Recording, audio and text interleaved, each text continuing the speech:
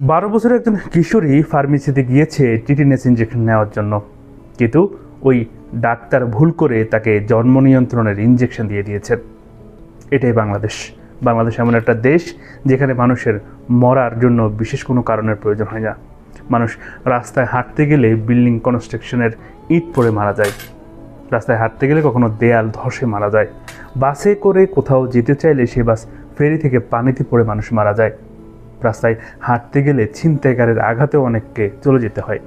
এটাই আমাদের দেশ, যেখানে অনিয়মই নিয়মে পরিণত হয়েছে। আর আমি শুরুতে যে ঘটনাটি বলছি, এটা ঘটেছে লক্ষ্মীপুরের রায়পুর উপজেলা চরপাতা ইউনিয়নের গাজীনগর বাজারে। একটি 12 বছরের মেয়ে ইশরাত জাহান গিয়েছেন টিটিনেস ইঞ্জেকশন নেওয়ার জন্য স্থানীয় দীপ্ত মেডিকেলে।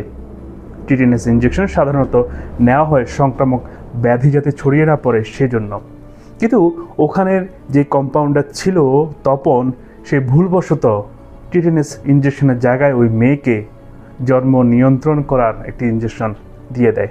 সাথে সাথে মেয়েটি বমি করা শুরু করে এবং মেয়েটি অচেতন হয়ে পড়ে। পরে তাকে চাঁদপুর হাসপাতালে ভর্তি করা হয়।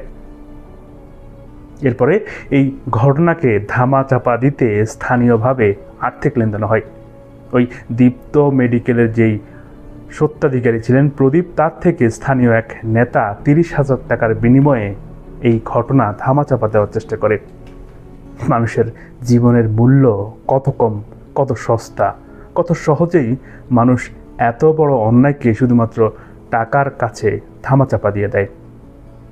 আমাদের দেশে একজন মানুষের সুশিক্ষা এবং সুচিকিৎসা গ্রহণের সাধারণ অধিকারটুকুও যথাযথ মানুষ গ্রহণ করতে পারে না। এরকম খারাপ, এরকম অসচেতন, এরকম পাপী নেতাদের কারণে। এত বড় ঘটনা ঘটার পরেও ওই নেতা টাকার বিনিময়ে ঘটনাটিকে ধামাচাপা দেওয়ার চেষ্টা করেছেন। সে যেমন অপরাধ করেছেন, ঠিক একই অপরাধ করেছেন ওই দীপ্ত মেডিকেলের প্রদীপ।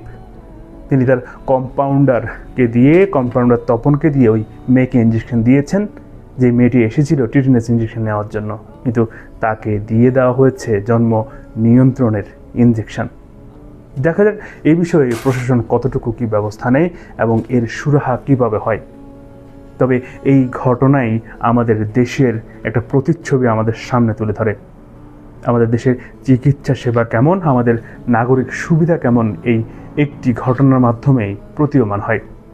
প্রিয় দর্শক, এতক্ষণ আপনার সাথে ছিলাম আমি মহিউদ্দিন রবিন। আশা করি সবসময় আমাদের পাশেই থাকবেন। আল্লাহ হাফেজ।